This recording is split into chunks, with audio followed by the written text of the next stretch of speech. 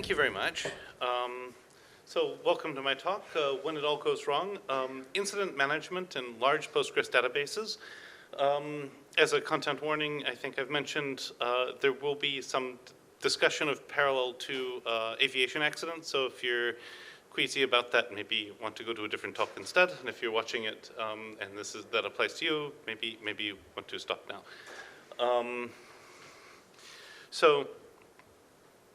In terms of this picture, we'll get back to it. This is a picture of United 232 coming in for the infamous crash landing in Sioux City, Iowa in, I believe it was 1989. We'll come back and talk about that story and what parallels it has to database incidents, because there are parallels that go beyond, I mean, of course, the magnitudes of the incidents are very different. You know, at least most of the time our databases, when they explode, don't cause loss of life. But there are still things that we can learn very clearly from aviation. And we'll talk about this using a particular incident that we went through as, when I was with the Just, as a case study. So, general introduction about me. I have, at this point, about 22 years of experience with Postgres, both as an application developer, database administrator, including manager of database teams on Postgres. I've contributed a bug fix to Postgres, various things. And at this point, right now, I work as a principal database engineer for Delivery Hero, which is a holding, basically a logistics company that helps connect people with restaurants, particularly during the pandemic and things like this. So it's, we run a bunch of restaurant delivery services, and we do a lot of stuff in terms of the logistics operations on Postgres. I want to thank them very much for sending me to this conference. And I also want to thank my former employer, Adjust GmbH, where I was at when the incident we'll talk about occurred. And you know, their help in commissioning this content was also very, very much appreciated. I want to start by saying one thing we've done fairly well as an industry in IT, it has been a move very oftentimes from the idea that when something goes wrong, it's somebody's fault, to the idea that when something goes wrong, it's a collective fault. And this is something we, of course, still need to improve on, but it's a very, very important topic. So a quote here from David Beatty, what's clear is that no aviation incident can be justifiably blamed on one individual. The mistake is a collective mistake, and the responsibility is a collective responsibility. So if we're going to keep our databases running and running well, it's a group responsibility to make that happen, and when it fails, it's almost never one person's fault.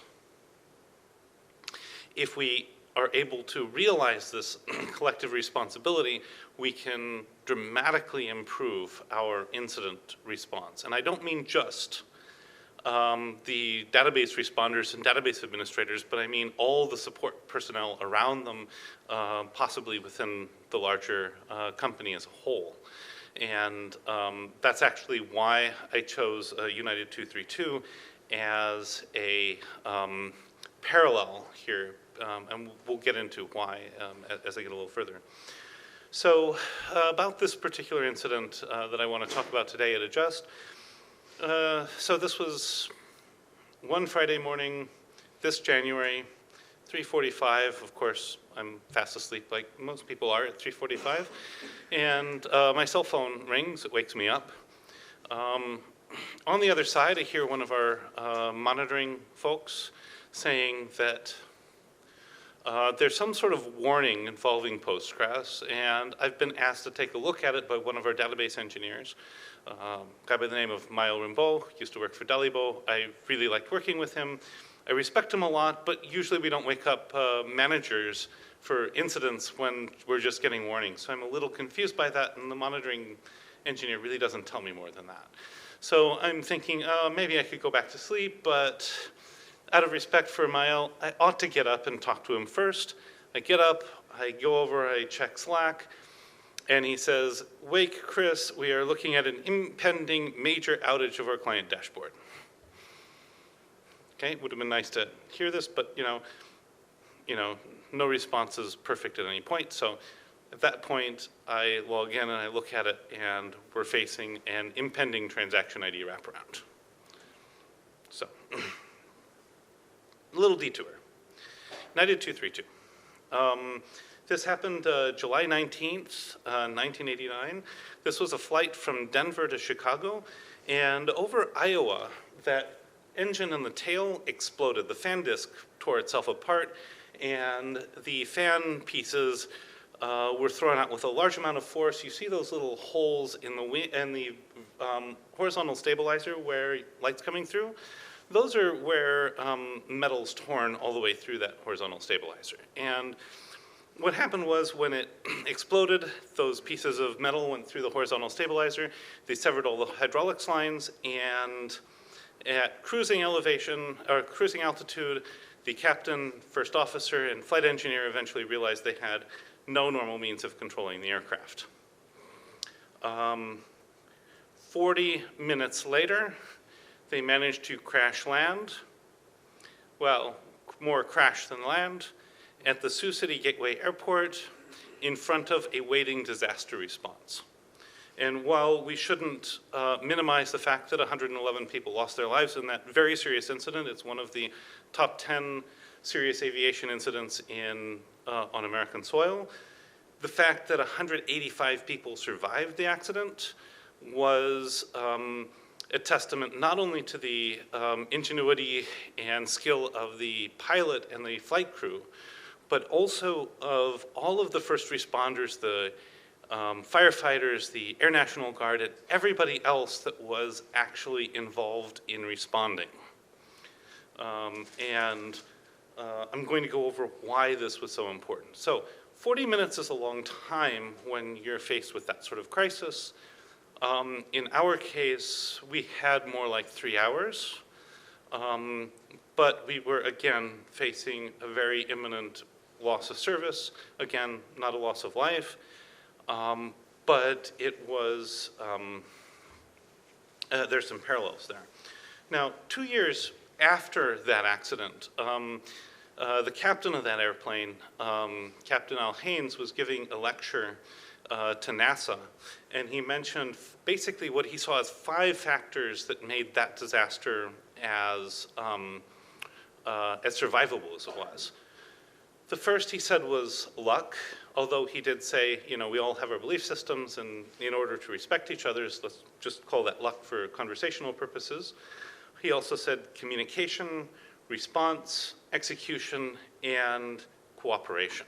In other words, how we work together in this environment basically is what made this particular accident in aviation so survivable.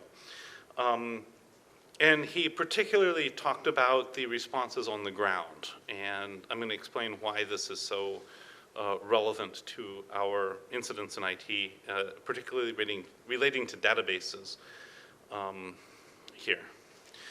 But one thing that's necessary here to recognize is that they had a lot of luck. Hospitals were able to be double shifted. Everybody was prepared on the fire side.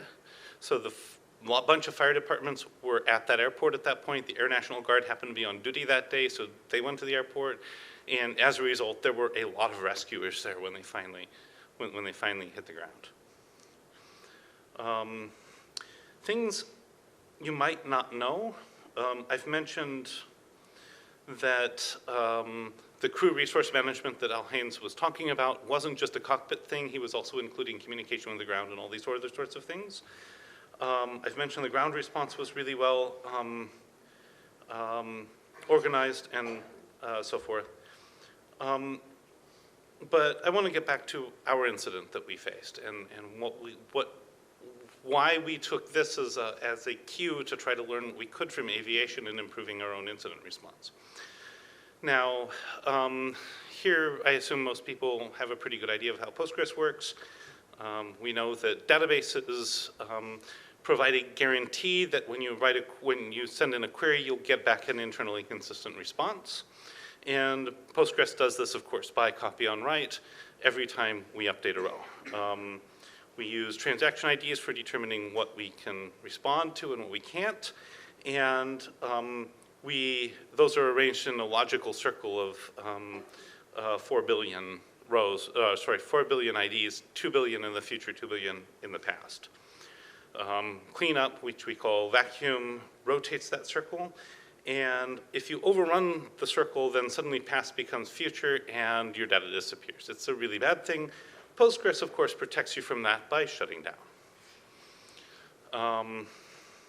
In our particular case, one of these vacuum processes had stalled for 8 days, and because this database hadn't been very problematic for a long time, we didn't have some of the monitoring in place that we should have had, or it wasn't working, and nobody noticed. We were down to less than, I think, 10 billion, of course, transaction IDs when the warning started.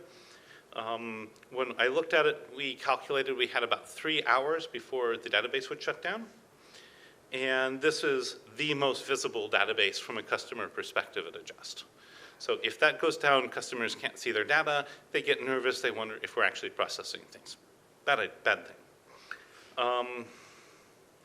So that's what happened.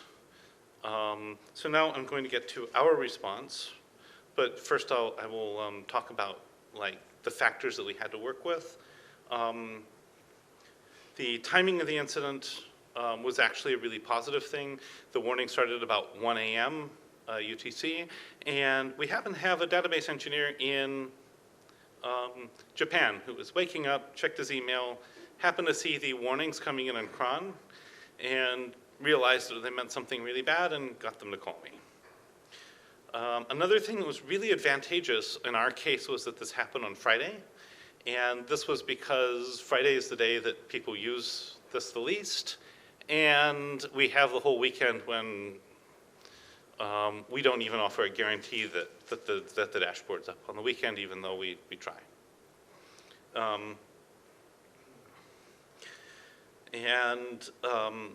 The last thing is that we had actually recently moved this from one server to another and upgraded, big logical replication-based upgrade.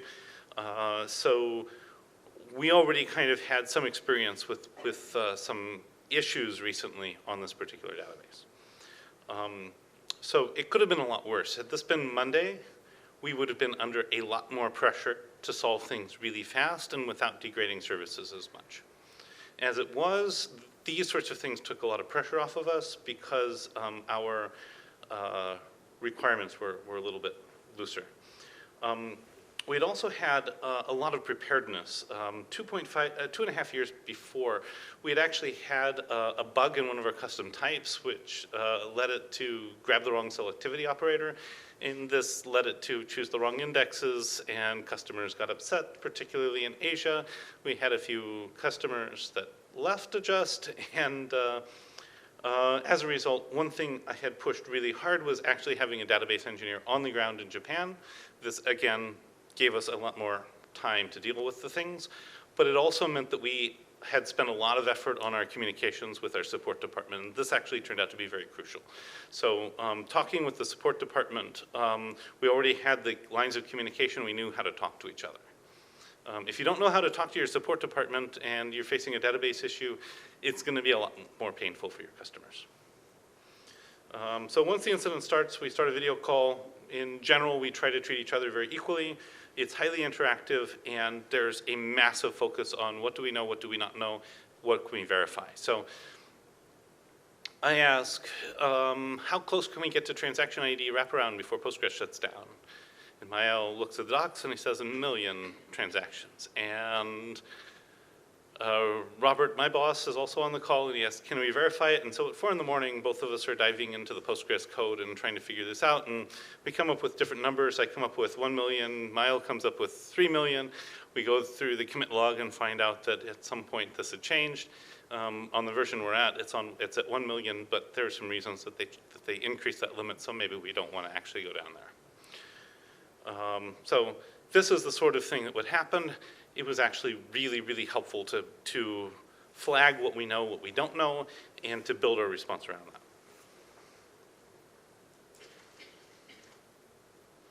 So the first 3 hours were all, because we knew that we had 3 to 4 hours, so we really took that time and we started planning. We reached out to support. We said, here's what we're facing. We're hoping not to take the dashboard down, but it's a possibility. We're going to do what we can to keep it up. Reached out to basically itemize what are using the transaction IDs. What can we shut down? If we shut them down, what will happen? We started calling developers saying, I need an impact statement if we do these things. And so explaining it to all the developer teams, this is what we're facing, this is what we'd like to do. We want to get your feedback on it so we don't shut something down and make a bigger problem. And that was basically what we spent the first 3 hours doing. Now, a few teams we didn't reach out to well enough, and that led to problems later, but every area where we reached out and we effectively communicated, that strong communication led through the entire incident. Those areas where we had weak communication, we never recovered from. So that's actually one thing I would strongly say is that communicating with all the other stakeholders and making sure that they're aware of what you want to do and why you want to do it, and that they need to tell you if there's an impact that you need to be aware of, is absolutely critical for keeping everybody happy, and that ultimately includes customers. The next 3 hours were basically spent on executing that plan. So we knew what we were going to do. We had a bunch of services we were going to shut down because they were using most of the transaction IDs, and we were hoping that if we shut those down, we could keep enough of a margin that the dashboard would stay up for the whole incident. So if we were hoping that if we did that, we would not lose the dashboard. Now, one of the things was that because we'd reached out to all the other dev teams, they actually started talking with support, and when things started going weird for customers, they started answering, oh yes, this is why, because they shut down this, and now this one little functionality on the dashboard's not working, and it's fine, just don't worry about it, it'll fill in later.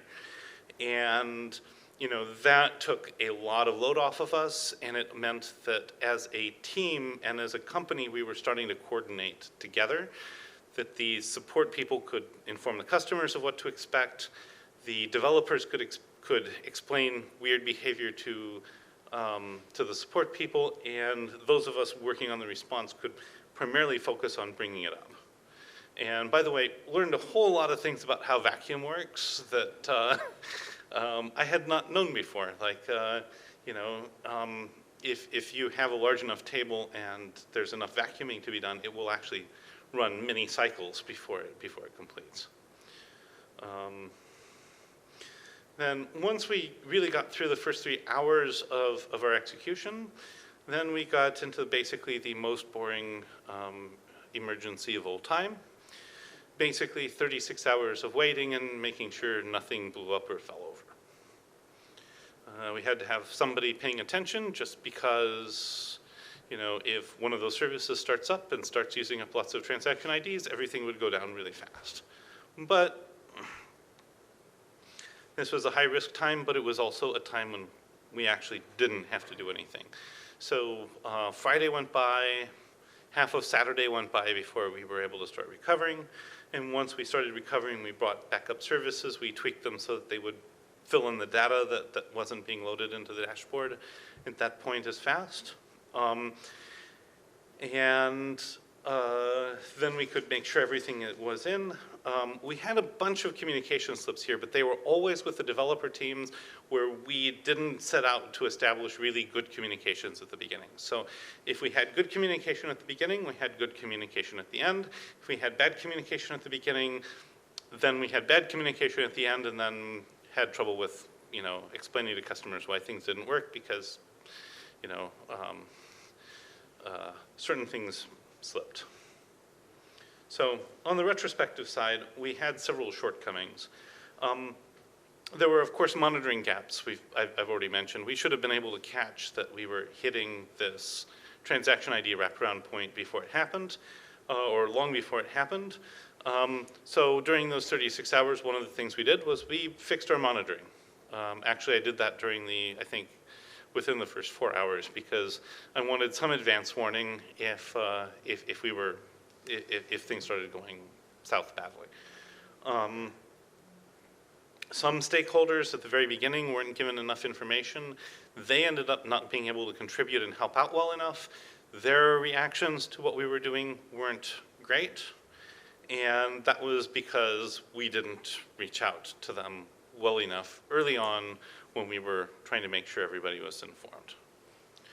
So one of the things we learned is, at the end, one of the things you do is you contact the leads, you say, go back and brief your teams, because, they need to know what's going on.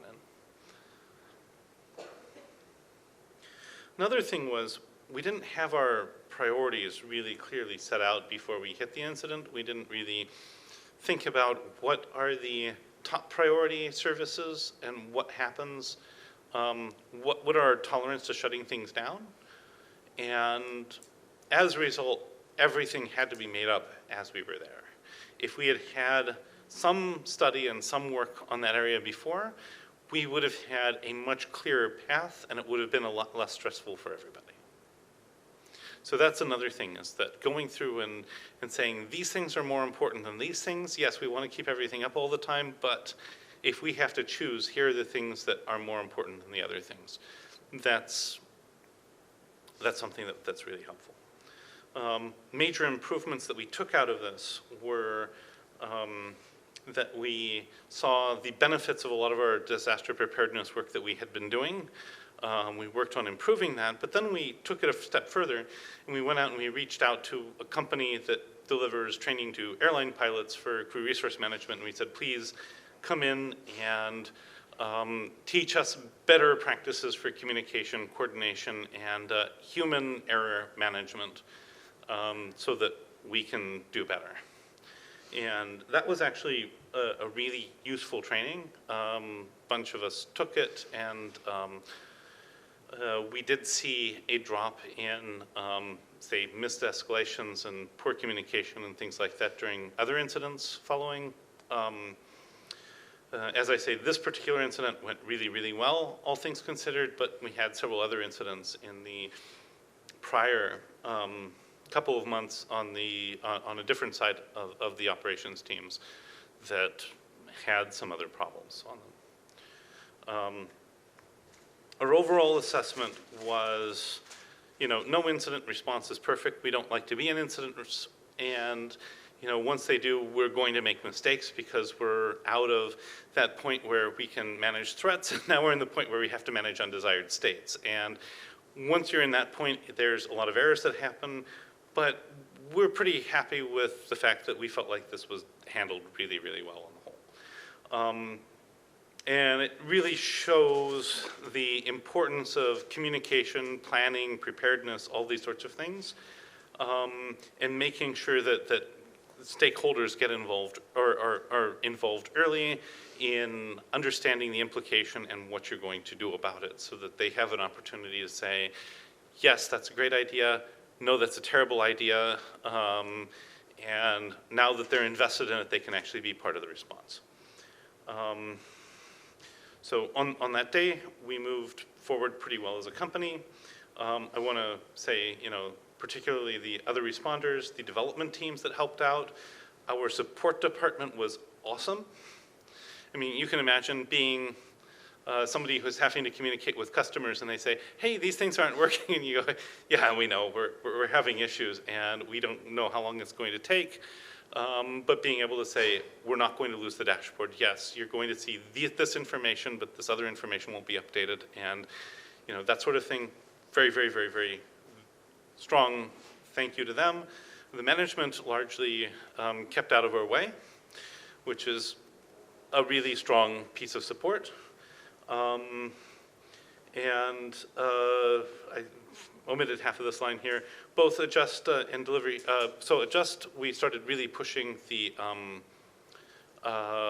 at Adjust, we started really pushing the crew resource management side. I've been starting to push it at Delivery Hero.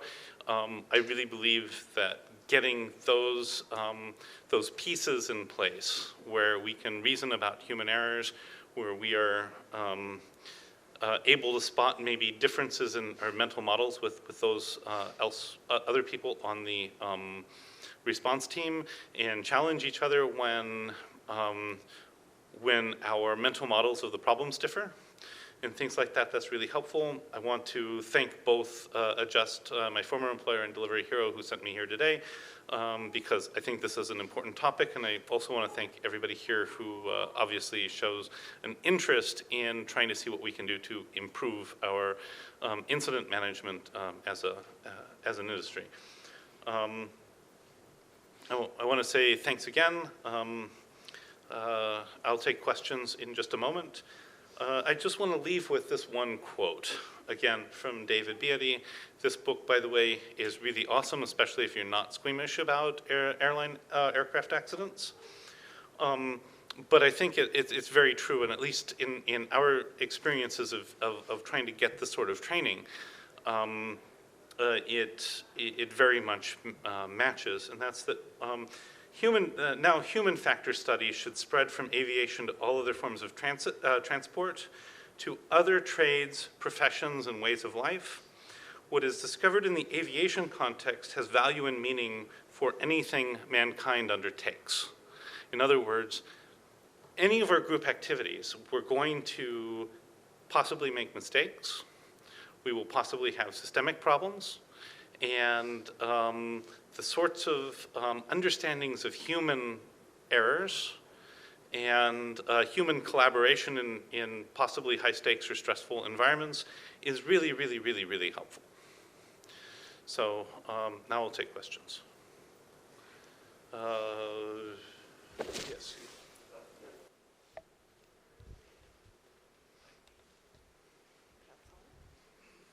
Okay. Yeah, so I mean, it wasn't completely clear, but that 36-hour period was at the entire time that you were running vacuum. Yep. Were you able to get an idea before you started doing that how long that was going to take? Or did you literally be like, well, when it's done, we'll turn everything back on? Well, okay, so when it started, we didn't really know this whole thing about vacuum cycles. Okay. And so Right. we estimated based on that, and we said, oh yes, it's going to be 3 hours. Oh. Oops. And then, as time went on, we started getting more and more accurate information. We started passing it on. Okay, so you didn't really quite know. No, we didn't. You were literally just hoping it would finish over the weekend, and whew, that sounds nervous. Yeah, it was. After like the first 2 cycles, we then had a pretty good estimate. But the first 2 cycles, it was nervous. But we were hoping it would be done on Friday, right? And it was done on Saturday, but that was still much better. Go ahead. First of all, thank you very much for sharing this story. That was really really enlightening. I've worked with Thomas and actually with Gabrielle and Postgres support on many different occasions, and this is not an uncommon story, this particular thing. And I think your response was so well thought out and good. And one thing I've often found out about, just kind of in the commentary, you said you learned a lot about vacuum during this process. That's how most people learn about vacuum. Has been my experience. Is that this is the best education about vacuum there is. And I think I've often thought of are there ways we can make this more make people more understanding of this and more, or I don't know, could Postgres do something different? So, maybe afterwards I'll send you some email if you have any thoughts on that. I would be very interested in following up about that. Yeah. What I would say is that I think a lot of the ideas on how to fix this in Postgres miss an important point. Like there's some talk of, oh yeah, well if we switch to 64-bit XIDs, this would never be a problem. One of the things that I think is really important that people miss is that this problem happens when something else has gone wrong. Right. And a lot of the ideas that, we can solve it, involve digging oneself into the hole deeper. Right, yeah, I don't, And yeah, I I know don't, that what you're asking is how can we improve the situation awareness so when people find Yes. themselves in that situation, they know what to do. or, making them more aware that they could wind up in this situation and, being very paranoid about things like monitoring and things like that. And yeah, Yeah, I'll I'd definitely be happy to follow up about that. Go ahead. I just kind of had a comment about what he was saying. It's just that, or what you said, 64 transaction IDs would just give you, they wouldn't give you this problem, they give you a different problem, which would be bloat instead. So maybe you'd run out of disk space instead of, the database shutting down. Well, But it seems like it would still be a much more manageable problem, bloat rather than transaction wraparound. well, okay, but you're making the assumption that bloat is primarily a disk space issue. And two things is that troubleshooting bloat can be very, very difficult, and it can be very time consuming. And it can be something which, if you're running out of disk space, can be a pretty heavy and Definitely, yes. the second thing is that assuming that you actually have a lot of storage, okay? If you actually put Postgres on, let's say, cheaper, larger storage, all spinning disks and things like that, one of the problems that you're going to find is that bloat ends up with a performance cost in terms of reads and writes. And so what I would actually be very concerned about is, yes, it seems like it's more manageable, but it's a slower descent into something that will take a much larger time to recover from. And so I think it would take a lot of thinking through some of these things. I think before I'd be willing to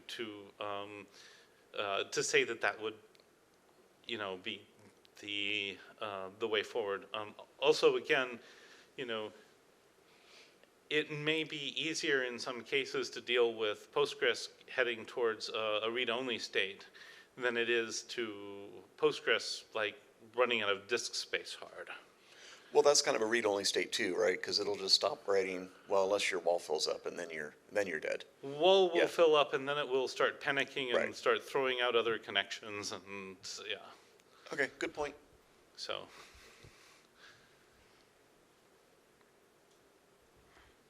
Any other questions or this one? Yeah, I guess just wondering if you have suggestions for where to start with crew resource management and coming from, like a software and database side.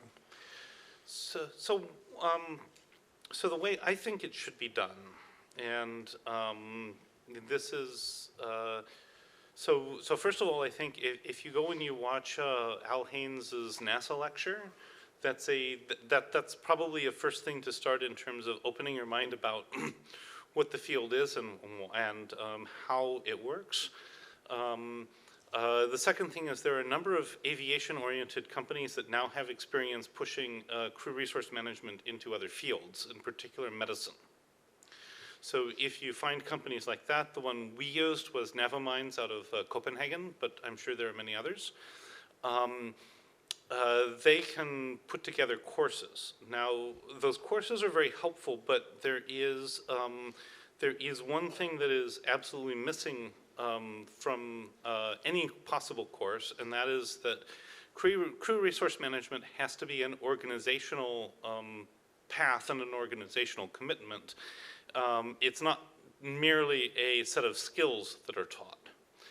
And so figuring out how to implement it as an organization is something that I think I'm still kind of feeling my way through. I don't have a complete solution on that part yet. But I think that some of these companies may also have some insight into how to do that. I think that it involves, to some extent, getting buy-off into management levels, at least into the middle management realm.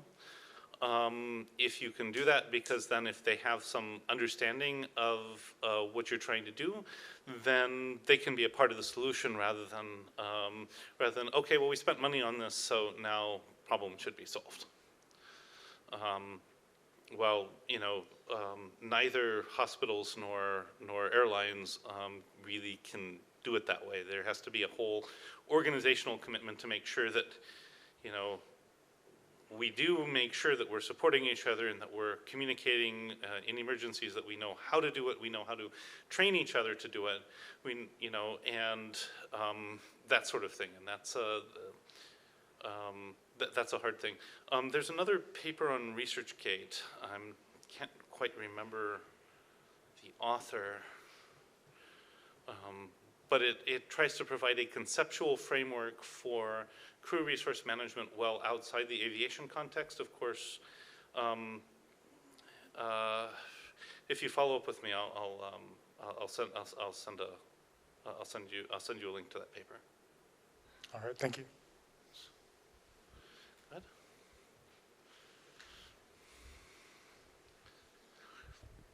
Thanks for the talk. My question is, well, you said that you've been prepared to the situation, you learn about incidents and some kind of stuff. My question is, did you have any kind of stress management courses or something like that? Because during the stress, some people just became paralyzed and others are trying to do some chaotic actions and all this stuff. So that's an absolutely excellent point. The stress management courses we took came out of this in the crew resource management courses that we took. They had a module on stress management, and both like the short-term bits in terms of being resilient and not locking up, as well as the longer-term bits and not hopefully developing health issues and things like that. The thing is that the database team at Adjust, when I was there, and I'm sure is true today, was a very resilient set of individuals, and we had a very good working relationship already, and so that helped a lot. Because we felt like we were supported by each other, and that helps reduce the stress. Of course, if you're woken up at 4 in the morning, the only way you can jump up and contribute is because you get stressed, right? There's a physiological component to this that is involved in waking up, and the stress response, the waking up response in the morning even, are hormonally very, very, very similar. So, one of the funny things about stress management is it's not just reduce the stress. Sometimes it's also, well, you can't reduce it too far, because if you do, then, you go back to bed. So, yeah, I mean, it was part of the CRM stuff that we did afterwards.